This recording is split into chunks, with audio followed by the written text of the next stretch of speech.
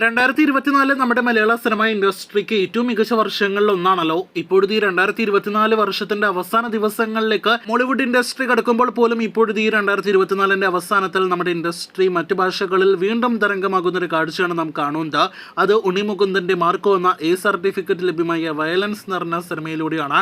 ഒരു മലയാള സിനിമയുടെ ഹിന്ദി പതിപ്പ് നോർത്ത് ഇന്ത്യൻ മേഖലകളിൽ വൻ തരംഗമായിട്ട് ഓടുന്നു എന്നൊരു വാർത്ത, അതോടൊപ്പം തന്നെ സ്ക്രീനുകൾ ഷോക്ക് കൊണ്ടെല്ലാം തന്നെ നോർത്ത് ഇന്ത്യൻ മേഖലയിൽ മലയാളം സിനിമയ്ക്ക് കൂടുതൽ ദിനംപ്രതി ലഭ്യമാകുന്നു എന്നൊരു വാർത്ത എല്ലാം തന്നെയാണ് ഇപ്പോഴത്തെ പുറത്തു വന്നുകൊണ്ടിരിക്കുന്നത്. ഇന്ന് മാത്രം 50 ലക്ഷത്തിലേറെ കളക്ഷൻ സിനിമയുടെ ഹിന്ദി പതിപ്പ് ഉറപ്പാക്കിയപ്പോൾ സിനിമയുടെ ആകെ ഹിന്ദി പതിപ്പിന്റെ കളക്ഷൻ 1 കോടി കടക്കുകയാണ്.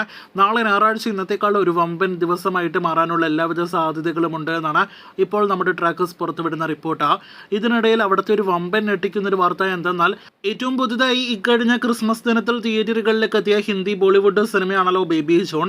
തെറി എന്ന വിജയ് സിനിമയുടെ ഹിന്ദി റീമേക്കായിട്ട് തിയേറ്ററുകളിലേക്ക് എത്തിയ മാസ് എന്റർടൈനർ സിനിമ കൂടിയാണ്.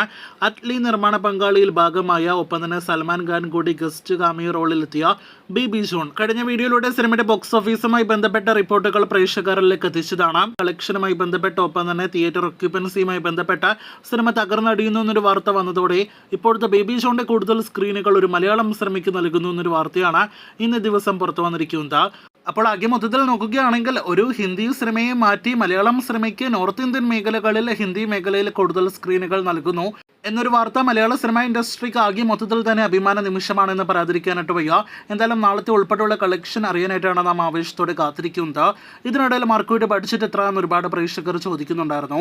ഇപ്പോഴത്തെ അതിനെക്കുറിച്ചുള്ള റിപ്പോർട്ടുകൾ, സിനിമയുടെ ആകെ വേൾഡ് വൈഡ് ഷെയർ കളക്ഷൻ തുടങ്ങിയ റിപ്പോർട്ടുകളെല്ലാം തന്നെ പുറത്തു വരുമ്പോൾ മാർക്കോയുടെ ഫസ്റ്റ് കോപ്പിക്ക് മാത്രം 16 കോടി രൂപ ചെലവ് വന്നു എന്നാണ് നിലവിൽ പുറത്തു വന്നിരിക്കുന്ന റിപ്പോർട്ട്. പ്രിന്റ് ആൻഡ് പബ്ലിസിറ്റി, ഒപ്പം തന്നെ ഉണ്ണിയുടെ പ്രതിഫലം കൂട്ടാതെയുള്ള കണക്കാണിത്. ഉണ്ണി മുകുന്ദൻ സിനിമയുടെ പ്രൊഡക്ഷനിലെ ഭാഗമാണ് എന്നത് പ്രേക്ഷകർക്ക് അറിവുള്ളതാണല്ലോ. അപ്പോൾ സിനിമയുടെ ആകെ മൊത്തത്തിലുള്ള ബഡ്ജറ്റ് 20-25 കോടി റേഞ്ചിലെ പ്രതീക്ഷിക്കുന്നുള്ളൂ.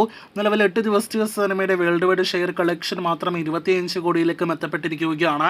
അപ്പോൾ ഉണ്ണിയുടെ മാർക്കോ വലിയ വിജയമായി മാറിക്കഴിഞ്ഞിരിക്കുകയാണ്. കാത്തിരിക്കൂ കൂടുതൽ വാർത്തകൾക്ക്.